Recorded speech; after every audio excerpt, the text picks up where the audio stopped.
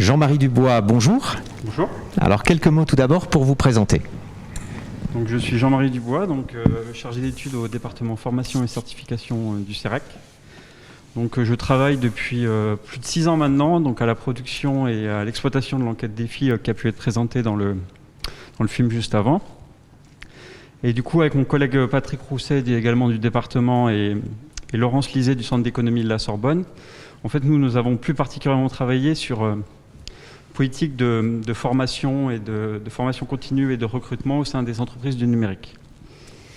Parfait. Alors, en préambule, pourquoi est-ce que cette branche du numérique, elle est particulièrement intéressante à étudier du point de vue du développement des compétences et peut-être un petit point sur ce qu'elle recouvre. Et juste avant que vous répondiez, je rappelle à tous les participants qui sont connectés, plusieurs centaines, que vous pouvez poster vos questions, vos commentaires sur le fil discussion de l'événement.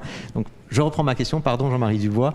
Cette branche du numérique, quel intérêt dans votre étude et qu'est-ce qu'elle recouvre en termes d'activité et d'emploi? Alors, le périmètre de la branche du numérique en fait, a été délimité en référence à la définition en fait, de l'observatoire de la branche qui est l'OPIEC. En fait, comme on peut le voir dans la diapo qui vous est présentée, en fait, elle recouvre un certain nombre de secteurs qui vont du numérique en passant par l'ingénierie, les études et le conseil, l'événementiel. Et en fait, d'après les derniers chiffres qui nous sont fournis sur le site de l'OPIEC, on peut voir que ça représente plus d'1 million de salariés à l'heure actuelle et près de 70 000 entreprises. Donc c'est une branche qui est quand même relativement importante. Et nous, grâce à l'enquête défi, on a pu pouvoir interroger plus de 300 entreprises qui sont représentatives de la branche et près de 1300 salariés lors de la première interrogation en fait en 2015. Alors pourquoi on a choisi, votre première question c'était pourquoi on a choisi d'étudier cette branche du numérique.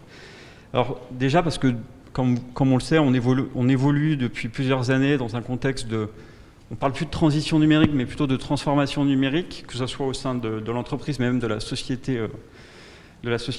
Et en plus, dans les entreprises de la branche, en fait, la création de valeur, qui passe généralement par l'innovation, en fait, est accompagnée par une évolution technologique très présente. Et aussi, en dernier point, en fait, elles sont souvent citées en exemple pour leurs pratiques innovantes en matière d'organisation du travail ou même de formation continue.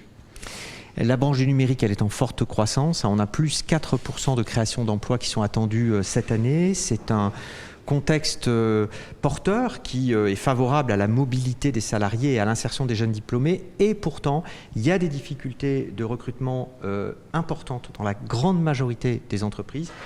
Que font ces entreprises pour y remédier? En effet, les entreprises du numérique évoluent sur un marché qui est très concurrentiel, avec un turnover qui est quand même relativement important, qui est proche des 20%, qui rend le recrutement au sein de ces entreprises vraiment essentiel. Il y a aussi un besoin de maintenir un haut niveau de qualification, d'opérationnalité. C'est pour ça qu'elles orientent en fait les profils de recrutement vers des profils très particuliers. Donc on voit que les profils privilégiés, c'est surtout des diplômés de niveau Bac plus 4, Bac plus 5, donc à hauteur de 80%, notamment avec une place de choix pour les diplômés des écoles d'ingénieurs, qui représentent 2/3 de ces recrutements, qui, selon les entreprises, sont capables d'apprendre vite et bien. Et donc aussi, on assiste à une stratégie de captation précoce en fait, de ces jeunes. Donc, dès le départ, lorsqu'elles recrutent des nouveaux salariés, en fait, elles sont 41%, comme on peut le voir dans le graphique qui est présenté, à s'adresser directement en fait, aux établissements d'enseignement. Et alors que ça représente que seulement 23% pour l'ensemble des entreprises.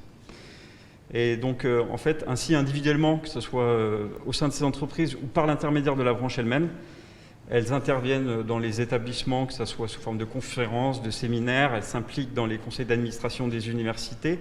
Elles-mêmes, pour certaines d'entre elles, participent même à l'élaboration des diplômes.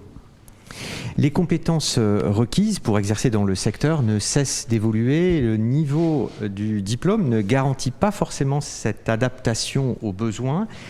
D'où le second niveau d'action, la formation continue. Alors, quelles sont les stratégies et les pratiques des entreprises en la matière et en quoi les entreprises du numérique se distinguent-elles des entreprises des autres secteurs professionnels? Oui, concernant la recherche de nouvelles compétences, en fait, de manière générale dans les entreprises, ça se traduit par un recours intensif à la formation continue. Et en fait, ce qui distingue les entreprises du numérique de l'ensemble des entreprises, c'est non seulement elles ont recours aux formations qu'on qualifierait de classiques, que ce soit les cours et stages, les formations en situation de travail, mais aussi elles mobilisent les autres types de formations, donc conférences, séminaires, auto-formation, formation en ligne, dans des promotions qui sont beaucoup plus importantes que dans les autres entreprises.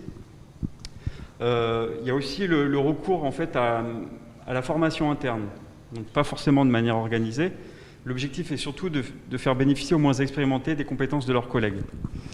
Et en fait, ce ne sont pas des pratiques qui sont forcément à l'initiative des salariés, mais c'est vraiment des pratiques qui sont institutionnalisées au sein des entreprises. Et notamment, ça passe par le tutorat. Et donc, il y a vraiment un échange sur ce sujet. Et ce qui est important aussi, c'est que même pour les salariés eux-mêmes, le tutorat ne reflète pas seulement des missions en fait, de transmission, mais également en fait, d'échange et de développement eux-mêmes de leurs propres compétences. Alors les entreprises du numérique mettent en avant ces stratégies de développement, liens interpersonnels, tutorat, etc. Est-ce que les salariés confirment dans leurs réponses qu'ils bénéficient de cette dynamique d'apprentissage renforcée, informelle ? Sans surprise, évidemment oui. Donc c'est aussi l'intérêt de cette enquête défi qui permet de croiser les réponses des salariés et des entreprises.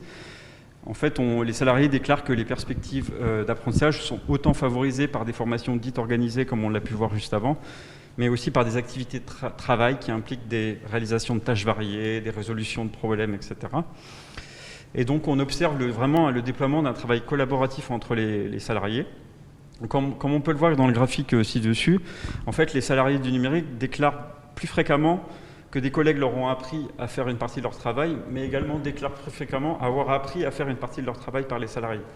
Donc c'est vraiment cet échange qui est assez présent et beaucoup plus représenté dans les entreprises du numérique que dans les autres entreprises. Donc il n'est non pas surprenant de constater que la causalité des salariés du numérique, en fait, toutes les vagues de l'enquête défi, donc de 2015 à 2019, déclarent que le travail implique tout le temps d'apprendre des choses nouvelles. On termine, Jean-Marie Dubois, par une question d'actualité. Quels peuvent être les impacts de la crise sanitaire et économique sur les politiques de recrutement et de formation des entreprises du numérique ?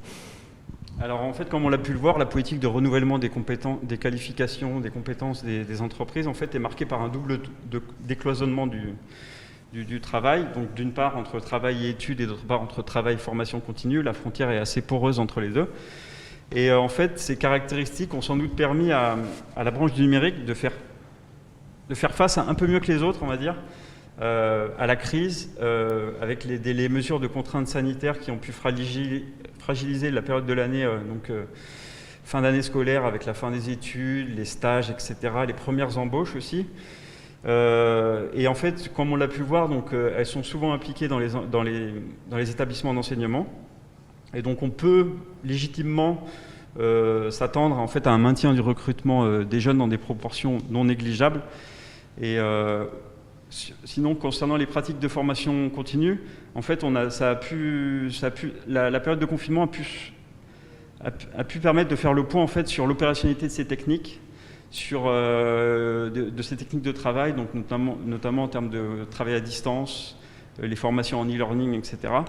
Elles étaient déjà largement déployées au sein des entreprises numériques et justement, des enseignements vont être attirés pour les autres entreprises, donc pour essayer de développer ce recours à ce type de formation et de travail à distance afin de surmonter au mieux d'éventuelles nouvelles crises qui pourront avoir lieu dans le futur. Oui, et c'est clair que le secteur du numérique était plutôt en avance et a profité de cette avance dans la maîtrise de ces outils numériques. Merci beaucoup, Jean-Marie Dubois.